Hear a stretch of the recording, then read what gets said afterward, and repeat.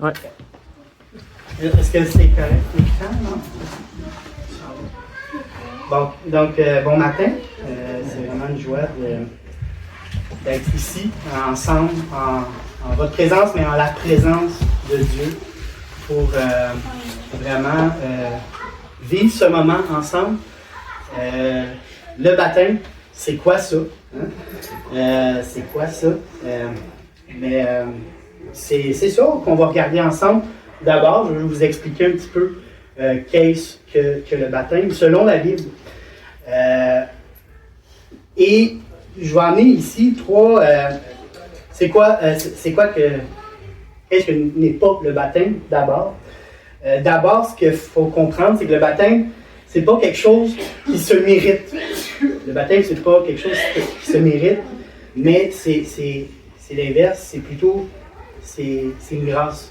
Dieu nous donne la grâce d'obéir à sa parole, et donc c'est pour ça qu'on va dans les eaux du baptême. Ensuite, c'est pas une cérémonie imposée envers quelqu'un qui n'est pas conscient de ce qui se passe, mais bien au contraire, c'est une décision que Maë et Benjamin, ce matin, ont prise d'aller dans les eaux du baptême. Ils ont fait la démarche de dire papa, maman, nous voulons aller dans les eaux du baptême. Ensuite, ce n'est pas un moyen de salut. Le baptême n'est pas un moyen de salut. Mais le baptême, c'est formellement, c'est une ordre donnée par Christ. Hein? Dans Matthieu 28, verset 19, « Allez donc dans le monde entier, faites des disciples parmi tous les peuples, baptisez-les au nom du Père, du Fils et du Saint-Esprit. » Et voilà, dans les Actes des Apôtres aussi. Donc, avant d'aller dans les eaux du baptême, par contre, le prérequis pour aller dans les eaux du baptême, Jésus a dit à Nicodème, en vérité, je te le dis, si un homme ne naît de nouveau, il ne peut voir le royaume de Dieu. Donc, avant d'aller dans les eaux du baptême, il faut naître de nouveau. Il faut reconnaître Jésus comme Seigneur et Sauveur et il faut croire en lui, croire en ce qu'il dit, croire en ce qu'il demande, croire en sa personne, croire en sa nature, croire en ce qu'il a fait pour nous. Donc ce matin, rapidement, je veux exposer 5 caractéristiques du baptême. Signification du baptême. Donc c'est un baptême, c'est un témoignage, c'est un acte de témoignage et d'engagement que Maë et Benjamin vont faire. C'est pas une condition pour rentrer dans le royaume de Dieu, mais c'est une démarche personnelle de témoignage et d'engagement. Tu démontres que tu as fait un pas avec Dieu. C'est une identification que tu étais pécheur, mais qu'avec Christ dans sa mort, dans son ensevelissement et dans sa résurrection. Le baptême symbolise une immersion et une submersion. Le baptême, c'est en grec, c'est baptizo, qui veut dire plonger. C'est l'action d'être submergé. C'est le résultat, une action de ce que Dieu fait avec toi d'un commun accord. C'est ça le baptême. Le baptême, c'est Dieu qui vient vivre en toi par son Saint-Esprit. Dans Romains 6, 4, donc, nous avons donc été ensevelis avec lui par le baptême en sa mort, afin que Christ ait ressuscité des morts par la gloire du Père. De même, nous aussi, nous marchons en nouveauté de vie. Donc, lorsqu'on accepte Jésus comme Seigneur et Sauveur, nous marchons en nouveauté de vie. Voici, toutes choses sont devenues nouvelles. Toutes choses sont anciennes, sont mortes avec Jésus dans le tombeau. Et lorsque nous revenons à la vie, en Jésus, en ce qu'il a fait. C'est ça l'idée, c'est ça la signification du baptême, c'est qu'on l'identifie à tous, ce qui s'est passé à l'intérieur de nous. Le témoignage, c'est en réalité, le témoignage, c'est le baptême Vraiment, c'est une image, c'est un symbole, c'est une parabole, dans le fond, que nous envoyons à tous. On l'envoie à tous, à ceux qui sont devant nous. J'étais loin de Dieu, j'étais pécheur, j'étais égaré, j'étais en deuil, j'étais pauvre, j'étais sans vie, sans espoir. Mais maintenant, Dieu m'a relevé. Dieu m'a donné la vie.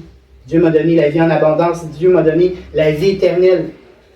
Je suis mort et maintenant, il m'a ressuscité avec lui. Il m'a ressuscité avec lui. La simplicité. Bon, attends, j'avais une image avant que vous avez probablement vue. Mais... Donc, j'ai l'image ici que j'aimais bien des cornichons.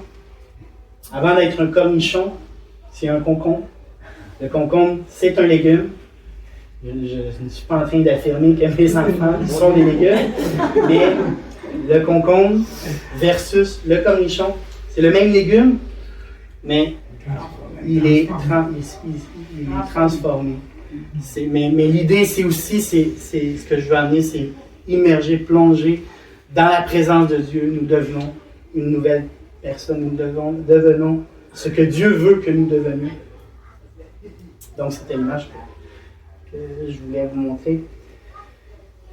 Donc, la simplicité et la spontanéité du baptême, c'est pas une question de religion, c'est pas de se poser la question, est-ce que j'ai assez prié? Est-ce que j'ai assez lu la Bible? Est-ce que j'ai assez jeûné? Est-ce que je suis, tu sais, comme le Père Noël, là, la liste des gentils garçons, gentilles filles? C'est pas une question de la liste des gentils ou des méchants, mais c'est une question de... Parce que c'est pas de la manière dont Dieu fonctionne. Est-ce que j'ai assez une bonne éducation? Est-ce que je viens d'une assez bonne famille? Ça veut rien dire. C'est pas à propos d'une bonne famille, bien que c'est Dieu honore les familles, Dieu honore le couple, Dieu honore les enfants, Dieu. Mais le baptême ne concerne pas à propos d'une bonne famille, mais Dieu expose plutôt la simplicité et la spontanéité de lorsque tu crois. Dans Acte 8, Acte des Apôtres, chapitre 8, versets 36 et 37, il est écrit: comme ils continuaient leur chemin, ils rencontrèrent de l'eau. Et l'eunuque dit: voici de l'eau. Qu'est-ce qui empêche que je sois baptisé? Philippe dit: si tu crois de tout ton cœur, cela est possible. L'eunuque répondit: je crois que Jésus-Christ est le Fils de Dieu. Go, on va dans l'eau. Donc, c'est simplement. Et ce matin, peu importe qui entend cette parole-là, j'ai envie de te poser la question: est-ce que tu crois? Est-ce que tu crois? Et c'est un appel à croire. C'est un appel à mettre notre confiance en Dieu. C'est un appel à croire que Dieu va intervenir dans nos vies. Que Dieu a un désir d'intervenir, une intention d'intervenir dans notre vie. Que Jésus n'est pas juste un personnage de l'époque. Il est vivant, il est réel, il est ressuscité. Il veut encore guérir, il veut encore sauver. Il veut encore nous parler. Jésus parle encore aujourd'hui. Donc, si tu crois que Jésus est le Fils de Dieu, le Christ, le Messie, celui qui avait été d'avance annoncé, il est venu mourir sur la croix pour nos péchés, pour tes péchés, pour mes péchés personnellement. On a souvent entendu les choses de manière religieuse, alors que Dieu nous fait juste un appel individuellement, personnellement, à s'accrocher à ce qu'il dit. Mais ce matin, c'est un appel à accepter un message vivant qui ne vient pas d'une religion, mais qui vient de la parole de Dieu vivante. Ce qui nous appelle à la repentance et au pardon. repentez-vous et que chacun de vous soit baptisé au nom de Jésus-Christ. C'est un appel à se tourner vers Jésus. C'est ça que ça veut dire, la repentance, c'est de faire un 180 dans notre vie. Et c'est ce que Maë et Benjamin ont fait. C'est Jésus qui a payé le prix de leur vie et de nos vies. Il nous a sauvés, il nous a pardonnés.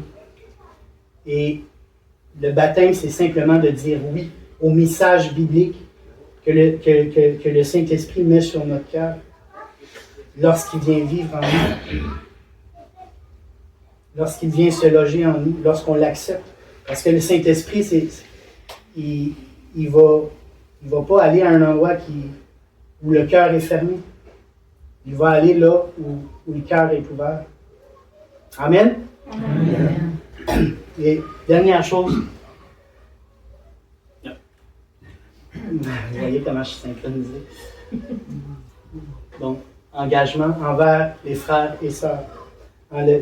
Lorsqu'on accepte Jésus, souvent on a ce désir de nous approcher de Dieu, nous approcher de Jésus et de nous approcher de ceux qui ont ce même engagement envers nous, envers Dieu, envers nous. C'est horizontal et vertical. La réalité d'aller à la rencontre de Jésus, ça nous amène à aller vers les autres. D'aller vers les autres, ça atteste aussi que tout ce qui se passe en nous, Jésus vient attester au travers de nous. La Bible dit que le Seigneur, il est parmi son peuple. Là où 2 ou 3 s'assemblent en son nom. Je suis parmi vous. Et il dit aussi au niveau des louanges, le Seigneur, il est parmi ses louanges. Lorsqu'on loue le Seigneur, on acclame son nom, le Seigneur, il est parmi nous. Et ce qui se passe lorsqu'on accepte Jésus, il vient attester, le Seigneur, il vient nous faire passer de la mort à la vie, des ténèbres à la lumière, de l'esclavage du péché à la liberté des enfants de Dieu. Nous venons nous identifier à la personne de Jésus-Christ, notre Seigneur et notre Sauveur, celui qui a payé le prix pour que nous ayons la vie éternelle. C'est cette déclaration, c'est cette proclamation qui est le baptême. C'est quoi le baptême? C'est ça. C'est celui qui décide personnellement de croire en celui qui est mort, qui est ressuscité. Et c'est le fondement de notre salut. Hein? C'est le pourquoi de la pratique du baptême. C'est cette identification-là. C'est ce témoignage qu'on exprime. C'est comme je vous dis, c'est pas un rite, c'est seulement une obéissance à ce que Jésus a demandé simplement. D'exprimer l'expérience que nous avons vécue avec Jésus.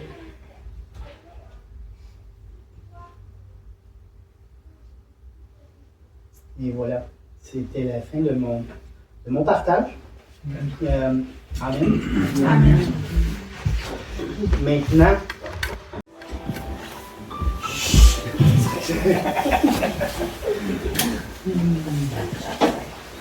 j'ai grandi dans une famille chrétienne. Donc, depuis que je suis toute petite, mes parents m'ont toujours enseigné la bonne nouvelle.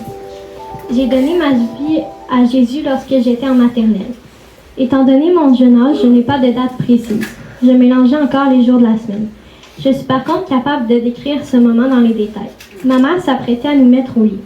Je ne voulais pas. Comme je savais qu'elle acceptait souvent que je reste plus tard pour entendre une histoire de la Bible, je lui en ai demandé une. Mon intention était de ne pas aller dormir. C'est ce que je visais. J'ai donc mis mes pantoufles préférées pour montrer que je n'étais pas tout de suite prête à aller dormir. Finalement, on s'est installé dans le salon. J'étais trop contente. Ça avait marché. Assise sur le divan, j'écoutais ma mère me raconter l'histoire de la naissance de Jésus, que j'avais déjà entendue plusieurs fois.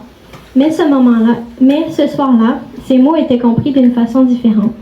C'était comme si pour la première fois, ce que disait ma mère n'était pas perçu comme une simple histoire. C'était la vérité. Dieu, qui est le roi des rois, est né dans une vieille étable pour moi. J'étais reconnaissante. Je me sentais aussi mal pour lui. L'histoire continuait. Jésus est mort sur la croix, je le savais. Pour moi, je le savais déjà. Mais cette fois, j'en étais profondément touchée. Tout ce que disait ma mère était comme une révélation. Ce soir-là, je ne me suis pas seulement couchée plus tard, j'étais aussi née de nouveau. C'était beaucoup mieux. Dans mon lit, avec le cœur simple et sincère d'une enfant, j'ai reconnu mes péchés et j'ai remercié mon Sauveur de s'être sacrifié pour moi et surtout de m'aimer autant. Enfin, une phrase que j'ai prononcée à ce moment a changé ma vie. Jésus, viens habiter dans mon cœur, il est juste pour toi. Sa présence dans mon cœur m'a sauvée et m'a aussi changée. La nuit avant, j'avais souvent peur de la princesse que ma grand-mère avait peinte sur mon mur. J'avais si peur de me perdre dans l'école que j'y pensais tout le temps. J'avais peur de me faire bobo. J'avais peur de m'étouffer en mangeant. J'avais peur chaque jour que le chauffeur d'autobus me rapporte chez lui par inattention ou par exprès, j'étais peut-être parano. Bref, j'avais peur de beaucoup de choses. Mais à partir du moment où Jésus est entré dans ma vie, j'étais en paix avec tout ce qui me préoccupait avant. Je n'avais plus peur parce que j'avais Dieu à mes côtés. Je lui parlais de mes soucis et de ce qui m'avait fait sourire. Quand j'étais contrariée, je priais immédiatement et je me sentais déjà mieux. Je me souviens m'être disputée avec une élève dans ma classe et elle m'avait dit « Je vais le dire à ma mère ». Et moi, j'avais répliqué avec assurance « Moi, je vais le dire à Jésus ». Depuis ce fameux soir, il est mon unique repère. Par la suite, ma vie n'a pas toujours été rose. À partir de la 2e année du primaire, je n'allais pas bien à l'école. Dès que je franchissais la porte, je faisais ça. Je ne savais pas pourquoi je faisais ça et j'avais beau tout faire pour arrêter, mais c'était impossible. C'était des types qui ne partaient pas. J'avais honte de moi. Je n'osais pas aller aux toilettes de l'école par peur de me voir dans le miroir. Je m'en voulais de ne pas être capable d'arrêter mes tics. Je ne comprenais pas ce qui m'arrivait. J'ai été voir une travailleuse sociale et le pasteur de notre église de l'époque a rencontré mes parents pour prier pour moi. Rien n'avait changé, mais je savais que Dieu allait me guérir un jour. J'ai longtemps pleuré à Dieu pour que ça arrête. Chaque jour, en partant pour l'école, j'avais espoir que mon corps ne se raidisse pas et chaque jour, j'étais déçue. J'avais quand même la foi. Tout l'été de ma 6e année, je priais et suppliais Jésus de me délivrer. Je lui demandais en boucle de me rappeler qu'il était avec moi, parce que je savais qu'avec lui, je serais libre. Comme nous étions en plein déménagement, je suis allée dormir chez ma grand-mère pour ma première journée au secondaire. Le matin, avant de partir pour cette nouvelle école, ma tante Marélie me prend par le bras pour m'emmener dans le bureau. Elle me parle avec une sagesse qui me touchait profondément, me disant qu'elle était fière de moi et que je n'avais pas à avoir peur. Elle m'a dit une phrase dont je savais un signe de Dieu. « Jésus est avec toi, c'est lui qui combat. » Sous l'émotion, j'ai compris qu'à cet instant, Dieu répondait à mes prières de détresse. Il était avec moi. Arrivée à l'école, je n'étais même pas surprise de me voir marcher normalement, les bras et les épaules détendus.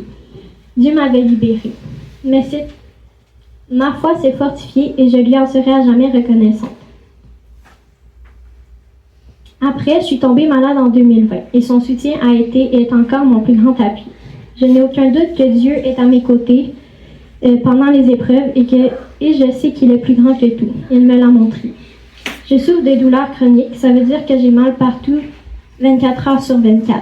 Depuis un peu plus de 4 ans, tous les petits gestes du quotidien me demandent des efforts.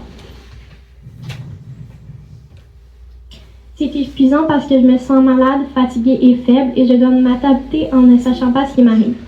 Quand je suis en crise, je fais mes journées sans y être mentalement. Lorsqu'une personne me parle, j'ai tellement mal que je ne saisis pas un mot de ce qu'elle m'a dit. Je me contente de sourire en espérant que ce ne soit pas une question. Ou dans le meilleur des cas, je sors une phrase déjà toute faite. Parce que je n'arrive même plus à penser. Les douleurs prennent toute la place. La seule chose que je parviens à faire est de prier. Alors que mon corps est malade et mon cerveau est surchargé, mon esprit loue le Seigneur. Je m'étonne parfois des paroles que je lui confie pendant ces moments de souffrance. Il me remplit d'une paix inexplicable. Dieu est là dans les épreuves, il ne me laisse jamais seul.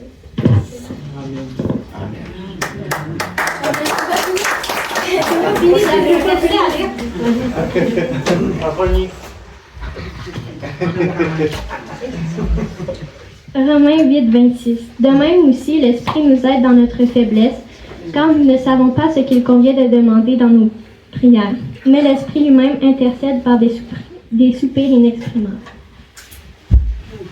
Je sais que Jésus a déjà vaincu et que c'est par ses meurtrissures je suis guérie. Aussi, il y a plusieurs mois, j'ai réalisé que je devais mettre ma relation avec Jésus en priorité. Mes parents aiment beaucoup le prédicateur Mario Mascotte, un évangéliste dans l'eschatologie. De mon côté, ce n'était pas mon préféré. J'ai rapidement réalisé que ce n'était pas cet homme qui me dérangeait, mais ce qu'il disait. J'appréhendais l'idée du retour de Jésus. C'était choquant pour moi parce que j'aimais Dieu et il était important pour moi. Alors pourquoi est-ce que je n'étais pas excitée de le retrouver? Je n'ai jamais eu peur des changements, mais là, ce serait un gros changement. Je ne m'imaginais pas quitter la terre, c'était tout ce que je connaissais. À ce moment, j'ai compris que je devais me rapprocher de Dieu. Je ne devais pas être attachée à ce monde, je devais être attachée à Jésus et à faire de lui mon monde. Aujourd'hui, ma façon de penser a changé. Je suis près de lui et je suis heureuse en imaginant être avec lui pour l'éternité. Je vis dans sa présence et elle est tout simplement merveilleuse. Ma relation avec Jésus est devenue encore plus forte depuis que j'ai appris à lui être plus sensible et à lui donner toute la place. Ma vie chrétienne n'a jamais été parfaite. Je ne peux pas compter le nombre de fois où j'ai fermé ma Bible parce que j'étais fatiguée de lire des mots imprononçables. Des jours où je ne la lisais pas du tout. Des soirs où je m'endormais sur ma prière. Des fois où je le louais en me perdant dans mes pensées. Des fois où je préférais vivre par mes propres moyens. Je ne suis pas parfaite, mais lui-ci. Il est toujours là et il le sera toujours. Il est mon Père et je l'aime de tout mon cœur. Je veux être près de lui. Je ne veux pas qu'il fasse partie de ma vie, je veux qu'il soit ma vie. Peu importe ce qui se passe, je veux le suivre. Il est mon guide. Il m'a sauvée et je suis prête à renoncer à tout pour lui. C'est pourquoi je veux passer par les eaux du baptême aujourd'hui. Bon, ben, salut. Bonjour, bonjour. Fait que, je vais commencer. Je suis né dans une famille chrétienne, alors depuis toujours, j'ai été bercé dans l'histoire de la Bible. De la Genèse aux évangiles en passant par les épopées du roi David. Cependant, malgré ce très jeune âge, une de ces histoires me fascinait plus. Celle de ce roi descendu sur terre pour nous, celui du Fils de Dieu, celui-ci sacrifié pour nous. À cette époque, nous habitions à Saint-Canute, une banlieue de Mirabel. Là, nous faisions souvent des soirées de prière et mon père nous faisait des leçons. Ce jour-là, je fus seul avec mon père et à nouveau, mon père me prêchait la bonne nouvelle. Mais cette fois-ci, tout changea alors que ma 6e bougie se faisait attendre. J'ai compris. Ce soir-là, assis dans ce petit local, dans le sous-sol où était placée la tank à eau chaude, j'ai compris. Ce soir-là, la leçon, les mots et mon père ne différaient pas, mais moi, oui. Tu comprends-tu, mon père, grand frère? Ce jour-là où mon intelligence comprit, mon cœur, lui, s'ouvrit. Je compris que lui, ce Fils de Dieu, celui qui n'avait jamais péché, s'était sacrifié pour moi. Seulement par amour, parce qu'il m'aimait. Alors, je l'acceptais.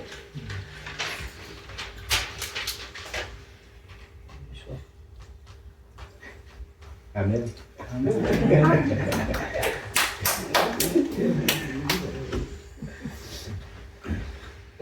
Après cela, tout changea. Ma foi pour lui ne se dilua jamais. Je fus toujours serein de savoir que mon Père céleste veillait sur moi et m'aimait. Cependant, mon cœur, lui, devait affronter des obstacles. Alors que j'étais en 2e année, la peine frappa. La mort de ma tante, de mon oncle et de mon cousin sonna. J'en fus à jamais changé. Mon cœur sombra et ma solitude sonna. Je m'isola de tout pour ne pas avoir à affronter mon deuil, pour ne pas me confronter à cette mort qui me fit voler en éclats. Sans jamais m'en être remis, je continua ma vie, sans jamais délaisser cette foi, mais sans jamais abandonner cette solitude. Puis alors un second obstacle s'amena, un déménagement.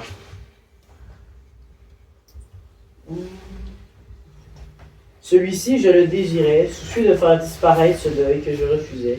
Ce déménagement, je l'ai accepté pour recommencer ma vie déjà trop sombre. Mais ce déménagement me détruisit. J'ai perdu ma maison, mes amis, sans même leur dire au revoir, sans les saluer de la main, sans leur dévoiler où j'irais. Mais ce déménagement apporta un autre obstacle, le stress. Le stress, j'en fus très tôt affecté. Je fus toujours un enfant stressé. Je fus stressé d'aller à l'école, de me faire humilier à l'école, de ne point aller à l'école. Je fus stressé et anxieux. Mais ce déménagement changea tout. Je fus transféré dans une nouvelle école d'où je ne connaissais à peine le nom. Je fus dans un quartier qui, à cette époque, me paraissait étranger. Alors mon stress devint immense. Sans toutefois en dévoiler mot, je fus seul, moi et mon Dieu, pour l'affronter. Mais par la grâce du Seigneur Jésus m'a relevé. Mais aujourd'hui, ce stress a presque été retiré et ce deuil me semble plusieurs fois achevé. Cette foi n'a fait que grandir et depuis novembre passé, je suis d'autant plus proche de lui. Alors aujourd'hui, c'est par obéissance et par amour que je veux être baptisé. Et je veux également démontrer ma foi à tous. Je désire également aider à implanter une nouvelle église ici. Alors c'est pour ça que je désire me faire baptiser.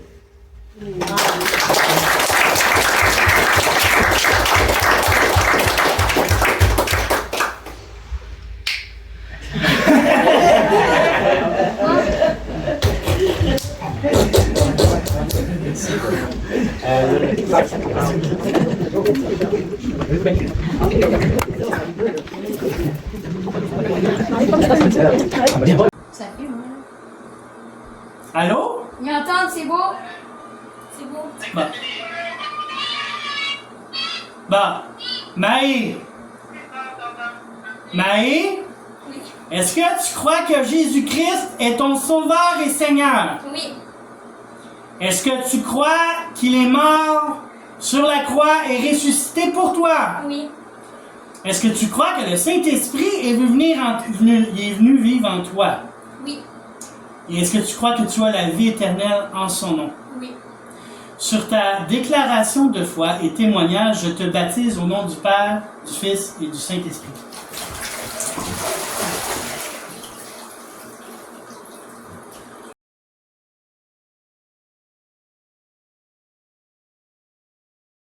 Bon. Est-ce que tu crois que Jésus-Christ est ton Sauveur et Seigneur? Oui.